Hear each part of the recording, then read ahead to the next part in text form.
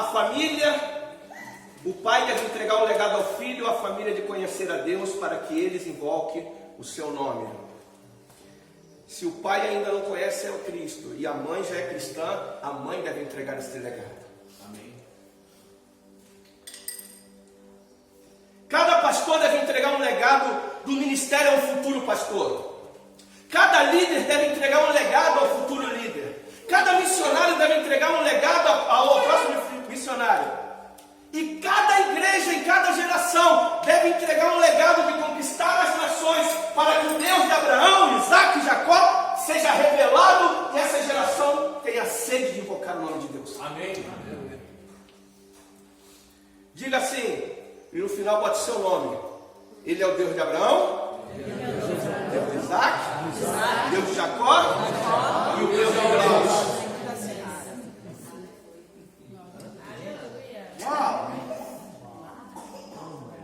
Vire para a pessoa que está ao lado e diga: que Deus eu tenho? Uau!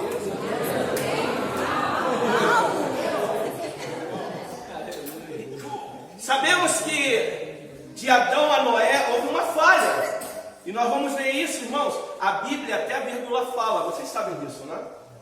Houve uma falha na transmissão deste legado do conhecimento da pessoa de Deus. Se uma geração não recebe um legado, ela também não poderá invocar a Deus. Se a próxima geração, e quando eu falo a próxima geração, eu estou falando soledade, sim, mas eu estou falando a nível global. Se a próxima geração não recebe o legado do caráter de Deus, como eles invocarão a Deus? Se eles não escutam de Jesus, como invocarão a Jesus? Se eles não escutam que tem um Salvador, como receberão perdão dos seus pecados? Se eles não escutam que tem um céu e um inferno, como eles chegarão ao céu? Grande responsabilidade tem sobre teus ombros e sobre os meus.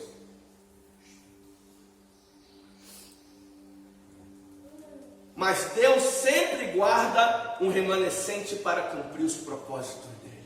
Amém. Sempre. De Gênesis a Apocalipse. E na história sempre tiveram aqueles que, em vez de querer somente entregar algo aí e ver as mãos de Deus, estão interessados no rosto do papai. Estão interessados a mirar e falar: papito, ele é lindo, eu te amo. Eu não tenho nada contra a maneira que as pessoas oram, mas um dia um colega começou uma oração e eu falei: Jesus, se Deus dele já está longe, hein? Ele falou: Deus soberano, que está no céu, longe da terra. Eu olhei para ele e falei assim: esse Deus parece que é diferente do meu, porque o meu está pertinho aqui. Deus sempre guarda o remanescente para cumprir seus propósitos. Enoque, Gênesis capítulo 5, versículo 22. Eu vou pedir alguém para ler Gênesis capítulo 5, versículo 22.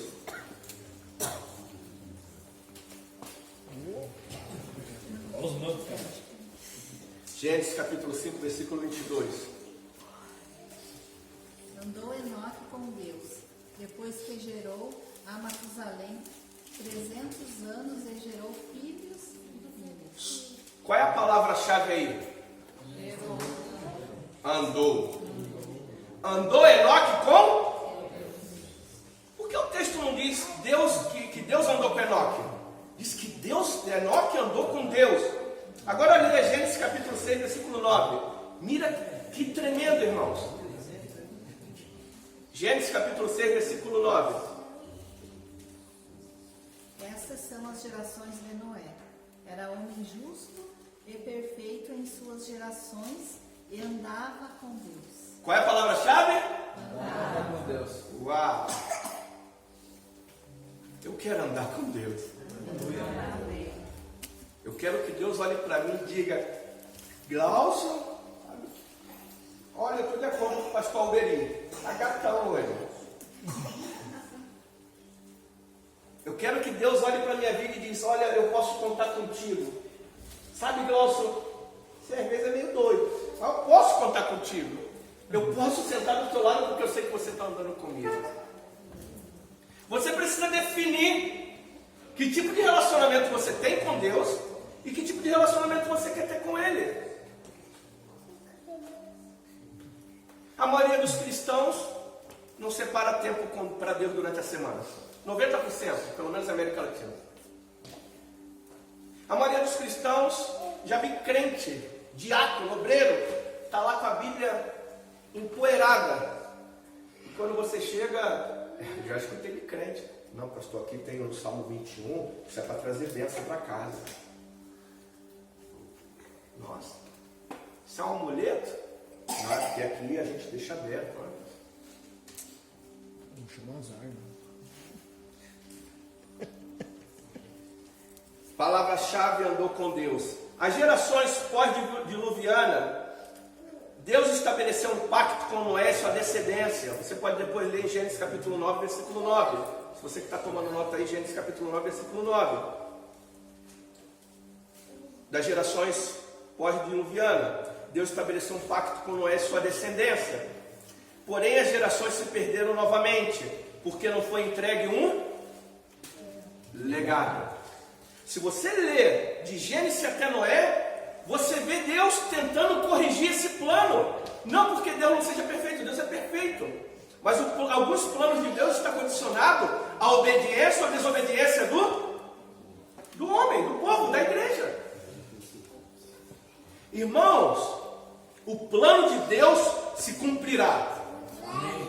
Porém, se você é obediente, se cumprirá. Se você é desobediente, vai se cumprir, porque ele é Deus. Mas eu prefiro estar em obediência e andar com Ele. Você. Porém, as gerações se perdem de novo porque não foi entregue um legado. Em Gênesis capítulo 12, Deus chama Abraão, você já conhece. Irmãos, olha, se você ler lá, eu sei, tem o pai de Abraão, você vê que Josué diz que ele adorava deuses estranhos. O texto não diz como era a realidade de Abraão, mas geralmente nós somos fruto do meio. Geralmente eu sou influenciado pelo meio. Sim ou não? Sim. Talvez Abraão, em algum momento, ele tenha também adorado os deuses estranhos do pai. Ou talvez não, a Bíblia não deixa claro. Mas Deus chamou Abraão, como foi falado ontem, e Abraão não conhecia Deus. Mas Deus tinha que alinhar de novo o propósito dele. Abraão gera Isaac, Isaac gera Jacob, gera 12 tribos.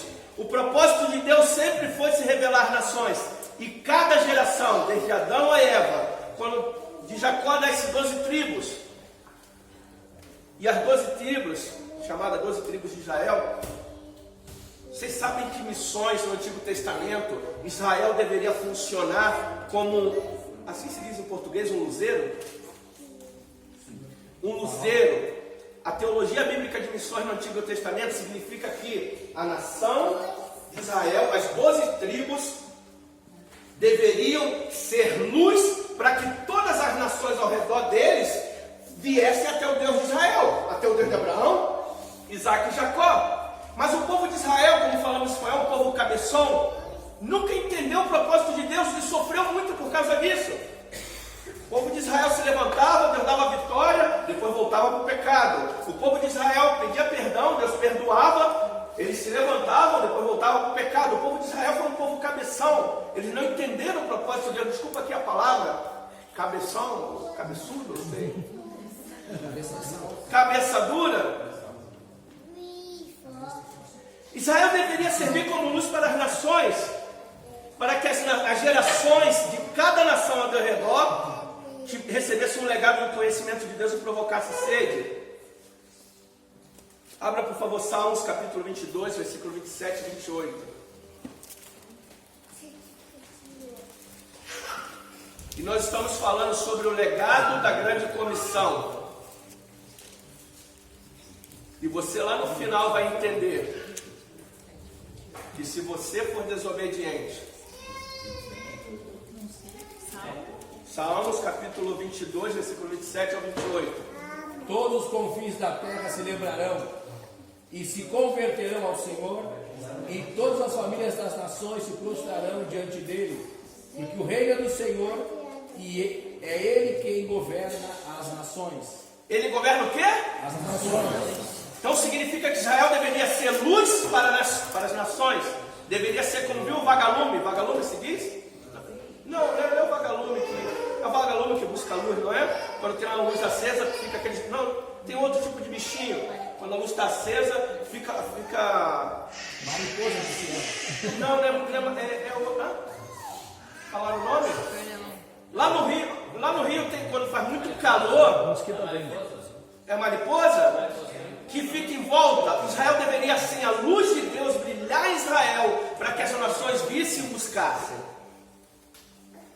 Isaías capítulo 49, versículo 6.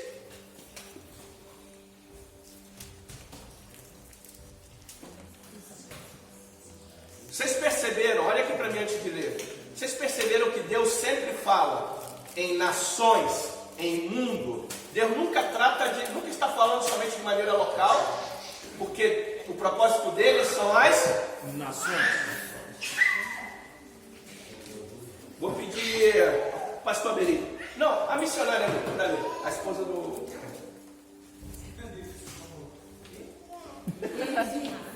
É coisa pequena demais para você ser meu servo, para restaurar os filhos de Jacó e trazer de volta aqueles de Israel que eu guardei. Também farei de você uma luz para os gentios, para que você leve a minha salvação até os confins da terra. Luz para quem? Gentios. E quem são os gentios? As nações. Se alguém fala, pastor, no Antigo Testamento não tem base bíblica para missões. Um texto muito claro. Israel deveria servir como luz para que os gentios buscassem conhecer o Deus de Israel. Israel cumpriu o propósito? Não. Irmãos, Israel cumpriu o propósito? Não. Não, irmãos. Jesus Cristo falou, vim para os meus, mas os meus me rejeitaram. E causa disso de Israel rejeitar Jesus, Jesus veio para quem? Para os gentios. Olha, Jesus veio para os deles, e deles o rejeitaram. E isso causou que, em vez de Jesus cumprir o propósito dele ali de maneira, naquele momento, Israel chegou aos gentios. Claro, ainda tem um propósito, um processo, porque Israel ainda é a menina dos olhos.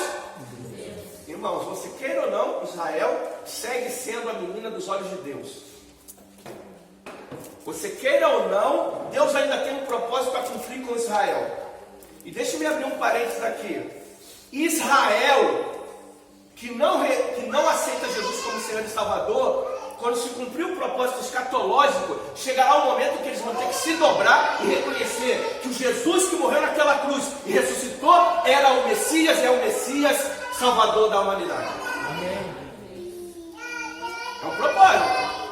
Deus, a Bíblia diz, orai para que haja paz e tem promessa para aqueles que abençoam Jerusalém. Aquela promessa de Abraão, abençoarei se te abençoares, eu abençoarei se te... Ainda tem promessa. Israel não entendeu o propósito. Eles não entenderam o propósito. Estão me entendendo? Amém. Vamos para o Novo Testamento aqui. Estamos falando de o legado da grande comissão. Será que se eu desobedecer esse legado tem consequências para mim? Irmãos. Sabe que eu vou falar muito sério para você que está aqui nesta noite. Deus leva a sério a luz que você tem. A ver, não sei se entende essa expressão. Que Deus leva a sério se você recebe conhecimento, luz, sobre um determinado tema e não pratica, você não está como inocente diante de Deus, porque Deus leva a sério essa luz que você recebeu. Isso significa que a partir de hoje, pelo menos em relação aos temas, você e eu não temos para onde correr.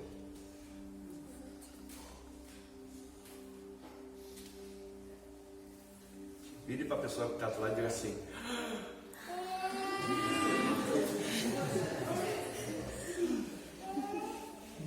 Se vamos para o Novo Testamento, em que temos falhado como igreja? E quando eu falo igreja, eu não falo igreja Soledade, eu falo de algumas gerações, a geração anterior e essa geração que está perdendo foco. E não digo, e quando eu digo, tem remanescentes que estão cumprindo o propósito, mas lembre-se que Deus olha como corpo a igreja.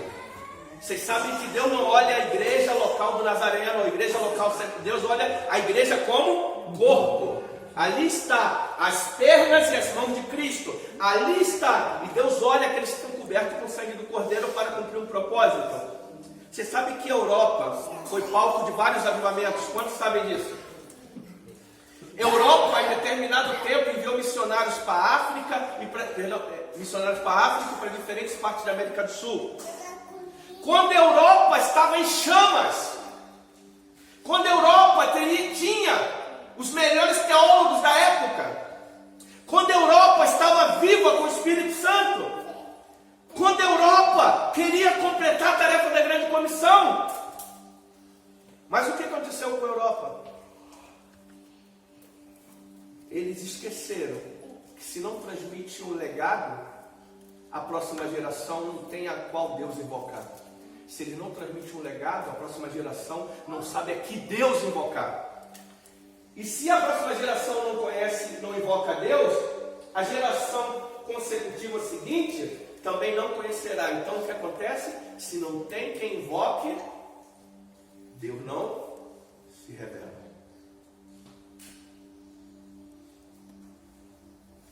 Europa, as pessoas já não acreditam em Deus.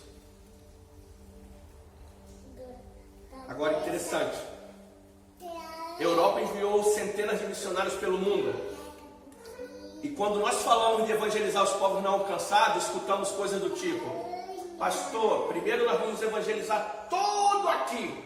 E quando eu digo aqui, não estou dizendo Soledade, ok, irmãos? Estou falando, não entenda. Quando eles enviaram missionários para as nações, a Europa tinha sido evangelizada toda? Não.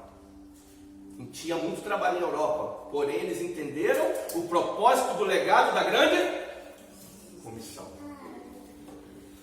Não, pastor, primeiro Jerusalém, depois Samaria, Judéia e confins da terra.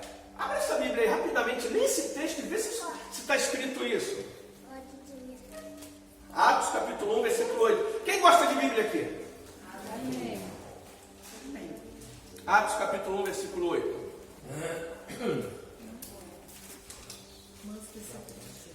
Eu vou pedir ao missionário ali para ler, o flamenguista. Amém. Ele recebeu, glória a Deus. Nós receberão poder quando o Espírito Santo descer sobre vocês, e serão minhas testemunhas em Jerusalém, em toda a Judéia e Samaria, e até os confins da terra. Então é primeiro Jerusalém, não é isso? O texto diz isso? O texto diz? Quem tem outra versão? Está escrito tanto.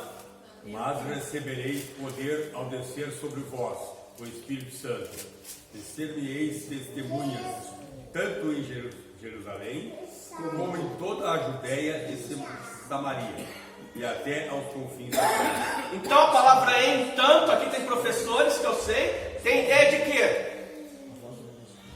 Tem ideia de igualdade. O que significa? A igreja está trabalhando, está investindo, está evangelizando. Irmãos, quando eu chego num lugar para pregar, a primeira coisa que eu noto é ser uma igreja séria. E não é porque o pastor está aqui. Eu vi que tem uma seriedade de ministério aqui. Eu vi que tem trabalho, eu vi que tem gente comprometida. Eu conversando com o irmão Nicolau, e ele falando das células, e ontem, não foi, irmão? O irmão Nicolau e a irmã Jarlane falando. Não é Jarilane. Janaína. Agora é Jarlane. A irmã Jarlane. A irmã Janaína.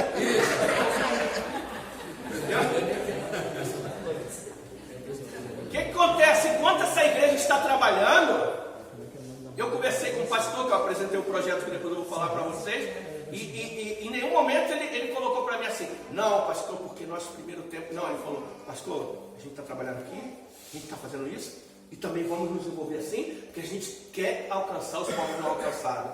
Então, o que acontece? Enquanto estamos trabalhando aqui, estamos envolvidos de maneira global por lugares que Cristo ainda não chegou. De que maneira? Deus levanta missionários aqui e se identifica aqueles que têm chamado para ir à Judéia, Samaria e aos confins da terra. Por isso essa palavra diz tanto ou enquanto trabalho em Judéia, estamos orando por Samaria, enquanto eu trabalho em Jerusalém, estamos orando por Samaria, Judéia e até os confins da terra. Quando Deus enviou, Deus amou o quê? O mundo. Jesus morreu pelo... E quando Deus fala, Deus sempre está falando de nações, de mundo. Qualquer visão ministerial menor que o mundo é uma visão pela metade. A minha visão deve ser de maneira local e pensando como alcançar as nações. Me estão entendendo, irmão? Amém. Tem respaldo bíblico para isso? Amém. Tem ou não? Quantos estão sendo abençoados com a palavra? Amém. Agora, como transmitir o caráter de Deus para a próxima geração? Se eu pegar uma colher de sal e pegar uma colher de sal e fazer assim, abre a boca e colocar, o que eu vou provocar nele? Vou provocar o quê? Ele vai sair desesperado procurando o quê? Jesus disse que nós somos o sal. E sal serve para quê? Não diga temperar, irmão. Sal serve para salgar. E quando você quer transmitir o caráter de Deus para a próxima geração, você coloca a colher de sal dizendo, olha, eu estou te botando sede para você invocar esse Deus que meus pais conheceram. Eu conheço e você conhecerá. Glória a Deus. Provoque sede nas outras gerações.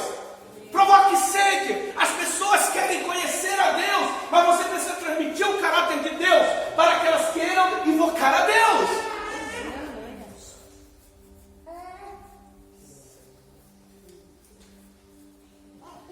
Realinhe sua vida com o propósito de Deus para as nações. Pastor, eu sou líder de célula. Você trabalhando de maneira local, mas está pensando, olha, eu estou orando para que Deus levante um missionário lá em Soledad para ir até a Ásia, para ir até a África. Eu estou orando para que Deus... Você é líder dos... Não sei como funciona aqui. Você é diácono, é presbítero. Você é presidente da igreja. E está orando. Não, eu estou aqui, eu sou presidente.